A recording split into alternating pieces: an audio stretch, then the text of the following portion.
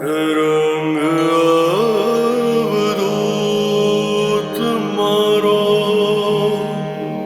રંગ અવધૂત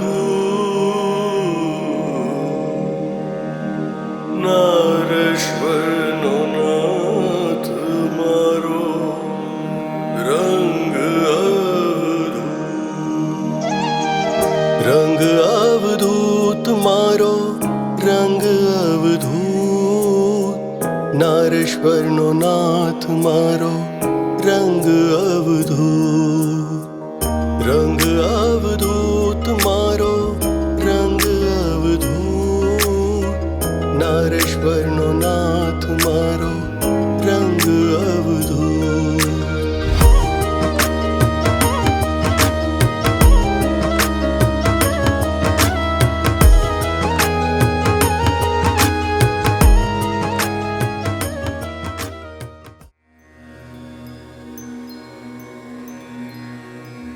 અમૃત રસ ગુરુ કથા તણો, પીતા મન ન ધરાય. જેમ જેમ પાન કરું પ્રભુ, તૃષા વધતી જાય. શ્રીરંગની સાધના જેમ જેમ આગળ વધતી જતી હતી, તેમ તેમ રંગ અવધૂતની નવી નવી કસોટીઓ થતી હતી. જગતના જંજાળ છોડી અવધૂતજી નારેશ્વરમાં કઠણ સાધનામાં રત હતા.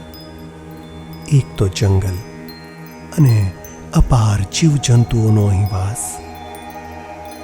વરસાદની ઋતુમાં અસંખ્ય જંતુઓ ત્યાં આવતા. દત્ત કુટીરમાં થરના થર મંકોડા નીકળતા.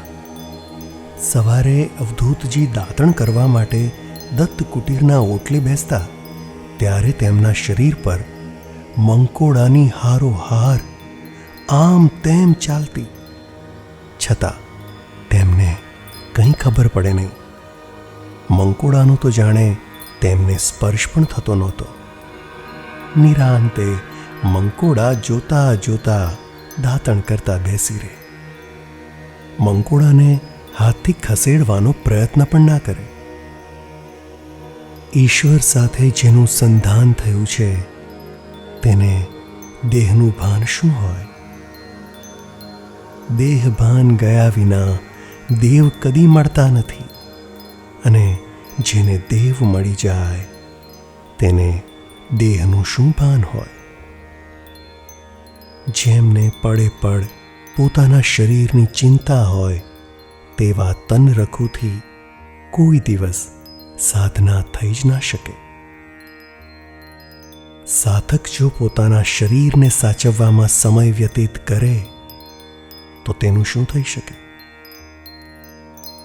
આમ અવધૂતના દેહ પર મંકોડા હારોહાર ચાલતા હતા, છતાં તેમને જાણે કોઈ અણસાર જ નહોતો. આવા રંગ અવધૂતની સાધના કેટલી કઠણ હશે તેનો આપણને ખ્યાલ આવી શકે.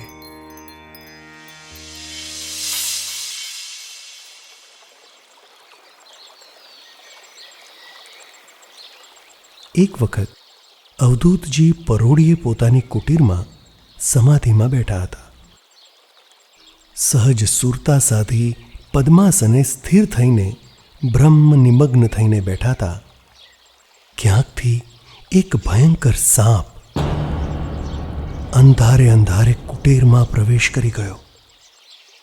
અવધૂતની બરાબર સામે આવી ગૂંચડું વળી ફેણ પસારી ડોક સ્થિર કરી શ્રીરંગ સામે જાણે આંખો બંધ કરી ધ્યાન ધરવા બેસી ગયો. કેટલા સમય આવ્યો હશે અને કેટલો સમય ત્યાં બેઠો તે પણ ખબર ન પડી. જોગી સામે કોઈ બીજો જોગી ધ્યાનમાં બેઠો હતો.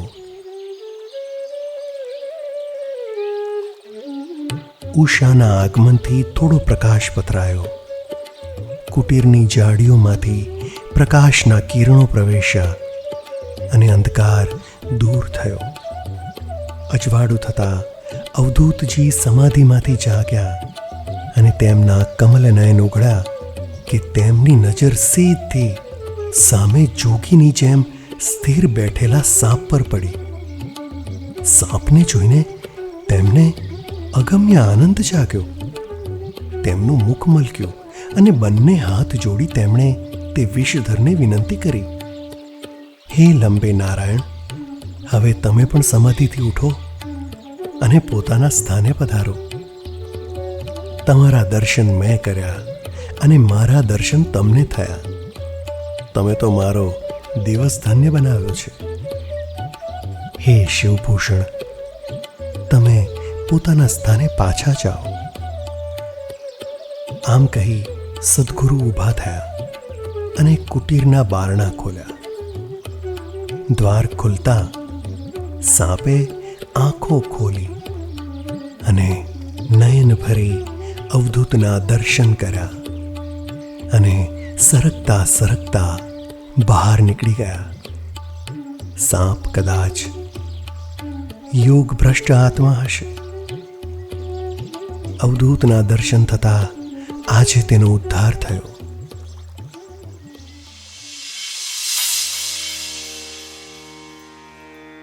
અવધૂતની દ્રષ્ટિ જ્યાં જ્યાં પડતી ત્યાં ત્યાં તેઓ રામને જોતા. કાળા નાગમાં વિશ્વના નાથને જોયા અને શ્રીરંગ તેને લંબે નારાયણ કહી હાથ જોડી પ્રણામ કર્યા. આત્મપ્રકાશથી જે બધામાં સર્વેશ્વરને જુએ છે તેને નિજ પર કે શોક મોહના દ્વંદ નડતા નથી.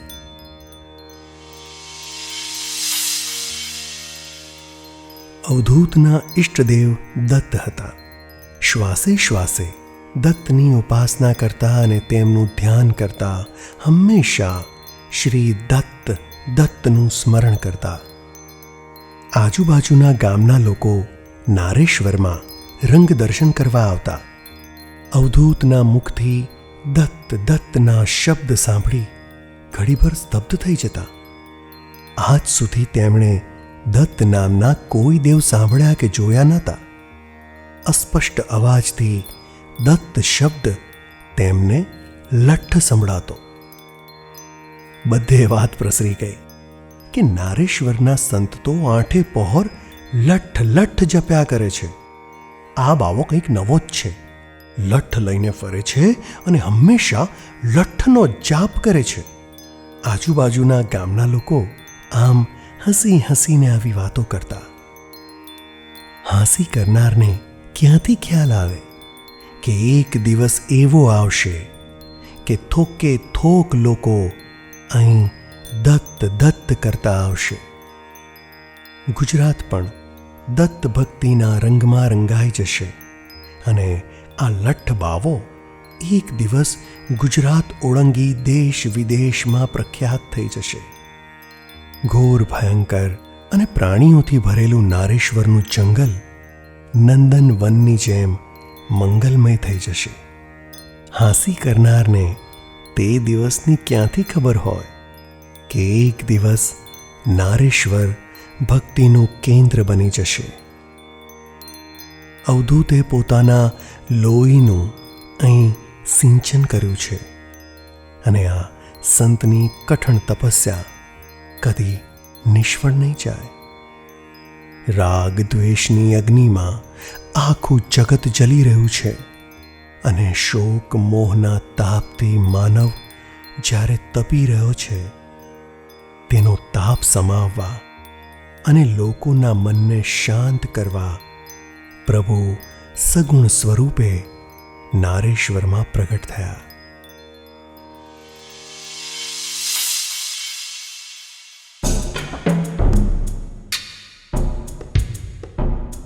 એક રાત્રે અંધારામાં એક ચંદન ઘો કુટીરમાં પ્રવેશી અને જાણે કે ત્યાં આરામ કરી રહી હોય તેમ પડી રહી.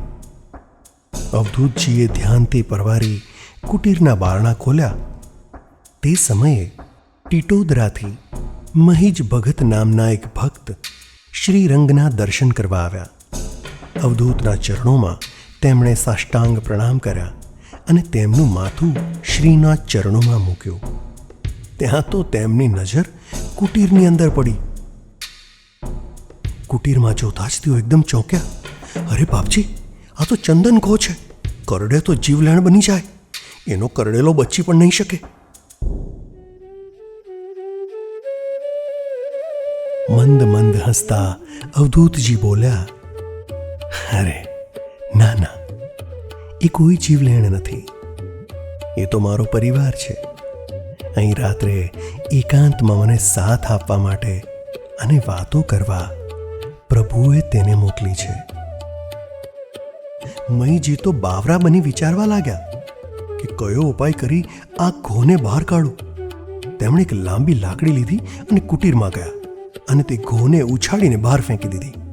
ત્યાં તો તે સરકી ગઈ અને પડવારમાં અદૃશ્ય થઈ.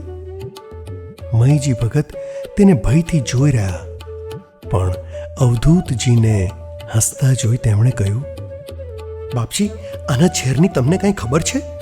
આ કરડે તેનું એક ક્ષણમાં મોત થઈ જાય. આનો કરડેલો પાણી પણ માંગે નહીં. અવધૂતજીએ કહ્યું, ભગતજી, આ તો દરરોજ મારી સામે મને પ્રણામ કરવા આવે છે. રંગના આવા શબ્દો સાંભળી ભગતજી પળભર તો કંપી ગયા. નારેશ્વરના નાથની આવી જબરી હામ જોઈ તેઓ દંગ થઈ ગયા અને ભગતજીએ ભાવથી અવધૂતને પ્રણામ કર્યા.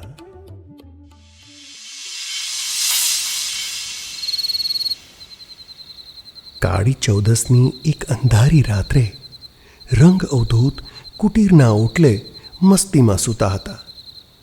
મોદીજી તેમની સાથે હતા. બંને એવા તો વાતે વળગ્યા કે અડધી રાત ક્યારે થઈ તેની પણ ખબર ના રહી. વાતો કરતાં કરતાં મોદીજીની નજર પૂર્વથી આવતા એક જીવડા પર પડી.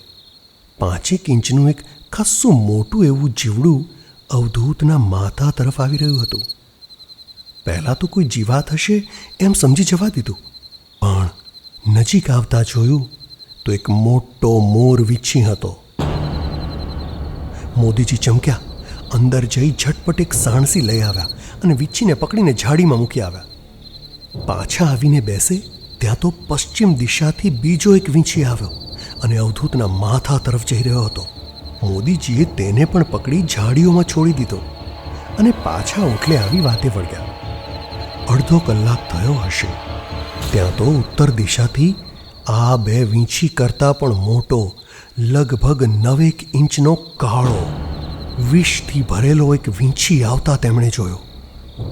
તેને જોતા જ મોદીજી એક પળ માટે કંપી ઉઠ્યા, પણ પાછા સાણસી લઈ ફટ દઈને તે વીંછીને પકડ્યો અને દૂર દૂરની ઝાડીઓમાં એને ફેંકીને પાછા આવીને બેઠા.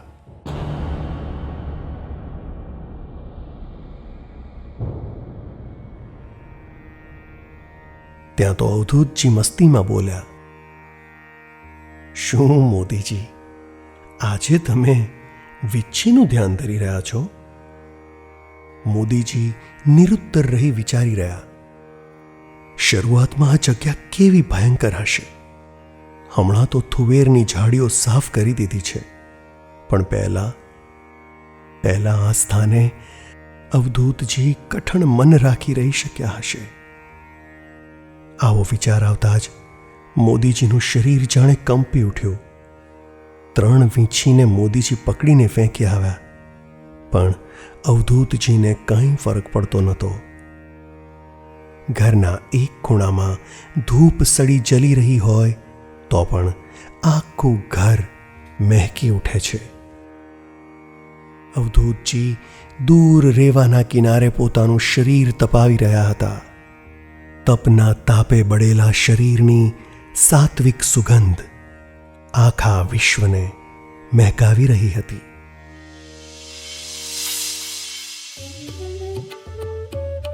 આજુબાજુના ગામના ભક્તોએ થુવેરની ઝાડીઓ અને કાંટાળી કંઠારને કાપી નાખી હતી. વાડી જુડી ધામને સ્વચ્છ બનાવ્યો. ખાડા ટેકરા ખોદી પૂરીને ત્યાંની જમીન સમથળ બનાવી. નર્મદા કિનારે જવાનો રસ્તો પણ ખૂબ કઠણ હતો, તેથી સ્થાનથી લઈ રેવા તીર સુધીનો રસ્તો પણ સુઘડ બનાવી દીધો હતો. મીંઢોળ, લીલોડ, સાયર, ઉમલ્લા, વેડુ ગામ, અને ટિતોદરાના ભક્તો આવી અહીં કામ કરતા. ઘરેથી ભાથું બાંધી લાવે. કુટીરના ઓટલે બેસી અવધૂત પ્રેમથી આ ભક્તોને જોયા કરતા. રેવા માતાના પાણીનો એક ઘડો લઈને સદ્ગુરુ ત્યાં બેસતા. કોઈ ભક્તને કામ કરતા કાંટા કાંકરા કે હથિયાર વાગે કે પછી કોઈ જંતુ વીંછી કે સાપ કરડે તો બાપજી તે યુવાનને પ્રેમથી સાદ પાડી પોતાની પાસે બોલાવી પીઠ પર હાથ મૂકી સાંત્વના આપતા અને પછી ગળામાંથી પાણીની અંજલી ભરી ઓમ ઓમ કરતા. જ્યાં જ્યાં વાગ્યું હોય ત્યાં પાણી છાંટતા અને ત્યાં તો આશ્ચર્યકારક ચમત્કાર થતો. તે યુવાનની પીડા તરત બંધ થઈ જતી. ઘાની પીડાથી કણસતો એ યુવાન અવધૂતજીના સ્પર્શથી દુઃખનું પણ ભાન ભૂલી જતો. રેવાના જળની અંજલી શરીર પર પડતા જ રડતો આવેલો યુવાન હસતો હસતો પાછો જતો. શ્રીરંગની દયા દ્રષ્ટિ એવી અદ્ભુત હતી કે દર્દીના દુઃખ દૂર થતા અને શબમાં પણ પ્રાણ આવતા. આવા ગ્રામજનોના ભાગ્યને ધન્ય છે કે જેમની પીઠ પર અવધૂતનો હાથ ફર્યો છે. આ લોકો કોઈ પોથા થોથા ભણ્યા નહોતા કે કોઈ શાસ્ત્રની કળાકૂટ નહીં, ભક્તિનો કોઈ આડંબર નહીં. બસ લોહી પસીનો એક કરી અપાર પરિશ્રમ કરી મહેનતનો મીઠો રોટલો રડતા હતા. અવધૂતના નામ પર મરવા માટે પણ તત્પર રહેતા. આ તરફ અવધૂતજી તેમના ગ્રામ્ય સહજ દોષ જોતા નહીં અને પોતાનો પ્રેમ દર્શાવતા. નારેશ્વર ધરતી પરનું સ્વર્ગ બન્યું છે. તેના પાયામાં આ મહેનત કશ સજ્જનો હતા. આવા પાયામાં ઢટાયેલા પાયાની ઈંટો સમાન નામી અનામી દરેક ભક્તોને સાદર નમન છે. દાસ કાકાના નેતૃત્વ નીચે ગામના યુવાનો હોશથી આ બધું કામ કરતા. ઝાડી ઝાંકરા સાફ થયા. સ્થળ સમથલ થયું અને અવધૂતના આશીર્વાદ લઈ બધા પોતપોતાના ગામ ગયા. સ્થાન સાફ થયું પણ ઘણીવાર વિષધર પ્રાણીઓ અહીં આવી જતા.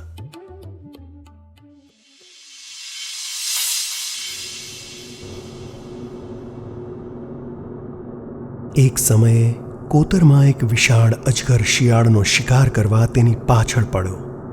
અજગરના જકડમાં આવતા જ શિયાળ સાવધ થયું. તેણે છૂટવા માટે ખૂબ પ્રયત્નો કર્યા પણ આ તો અજગરની પકડ હતી. અજગરના મોં પર શિયાળે અણીદાર પંજા માર્યા અને અજગરને ઘાયલ કર્યો. લડતા ઘસડતા બંને કોતરની બહાર આવ્યા. આખી રાત બંને લડ્યા અને જેવો સૂરજ ઉગ્યો નારેશ્વરના સ્થાનના બારણે બંનેના પ્રાણ ગયા. સવાર સવારમાં લોકો રેવા સ્નાન કરવા જતા હતા. ત્યાં તેમણે જોયું અને બધા હેરાન થયા. હવે તો ઝાડીઓ પણ સાફ થઈ ગઈ, છતાં આવા જીવલેણ પ્રાણીઓ અહીં આવે છે. જ્યારે અવધૂતજી પહેલા અહીં આવ્યા હશે ત્યારે તો કેવી નિબીડતા છવાઈ હશે. સ્થળની ભીષણતા વિશે વિચારતા લોકોના હૃદય કંપી ગયા. એક સમયે સૂર્યોદયે સમાધિ મુક્ત થઈ અવધૂત લીમડા નીચે આવી આનંદથી બેઠા. માથે લીમડા દાળનું છત્ર અહીં સોઈ રહ્યું હતું અને શીતળ સુગંધિત મંદ પવન ચમર ડોલાવી રહ્યો હતો. કલકલ કુંજન કરતા પક્ષીઓ સંગીત રીલાવી રહ્યા હતા અને રેવાના જળ મધુર ગીત ગાઈ રહ્યા હતા. રંગબેરંગી ફૂલોની હારે હાર ખીલી હતી. પૂર્વમાંથી ઉષા જાણે રંગો ફેલાવી રહી હતી અને પ્રકૃતિએ જાણે જાત જાતના શણગાર સજ્યા હોય તેમ ખીલી ઉઠી હતી. આવા વાતાવરણમાં અવધૂતજી લીમડા નીચે બેઠા હતા. ત્રણેય લોકની સમૃદ્ધિ જાણે તેમના ચરણોમાં આળોટી રહી હતી. કાચિંડા, ખિસકોલી અવધૂત આગળ દોડાદોડ કરી ખેલી રહ્યા હતા. મોર અને સાપ પણ પોતાનો વેર ભૂલી સાથે થનક થનક નાચી રહ્યા હતા. અવધૂતના દરબારમાં જાણે બધા લીલા લહેર કરતા હતા. તે જ સમયે ક્યાંકથી એક મોટો સાપ ફૂફાડા કરીને જાણે શાંતિ ભંગ કરતો હોય તેમ ધસી આવ્યો. ઝડપથી સરકતો આવીને એક ખિસકોલીને પકડવાનો પ્રયત્ન કરવા લાગ્યો. ડરની મારી તે ખિસકોલી જીવ બચાવવા લીમડા નીચે યોગીરાજ પાસે આવી. સાપના ડરથી ધ્રુજતી ખિસકોલી અવધૂતના ખોળામાં જઈને સંતાઈ ગઈ. જાણે અવધૂતને કહેતી હોય, હું તારે શરણે આવી છું, મારું રક્ષણ કર. ખિસકોલીને જોઈ અવધૂતજીએ સાપને ત્રાસી આંખે જોયો. અવધૂતની નજર પડતા જ જાણે સાપને શરમ આવી અને નતમસ્તક થઈ પાછો વળ્યો. આમ શ્રીરંગે ખિસકોલીની સાપથી રક્ષા કરી. એ મૂંગું પ્રાણી મોઢેથી શું બોલે, પણ જરૂર મનથી તેણે અવધૂતને વંદન કર્યા હશે. આમ ખિસકોલીની જેમ જે કોઈ સંતના શરણે જાય તેનું રક્ષણ તેઓ કરતા. જગતના વિષયો બધા વિષધર છે અને માણસો ખિસકોલી જેવા છે. માણસો જો સદગુરુના શરણમાં જાય તો આ વિષયો સંતને જોઈ ભાગી જાય. માટે સદગુરુ ભજો, ભૂલી જગ ઝંઝટ, ભવનો ફેરો ભાંગશે, જાશે સૌ ખટપટ. અવધૂત ચિંતન શ્રી ગુરુદેવ દત્ત.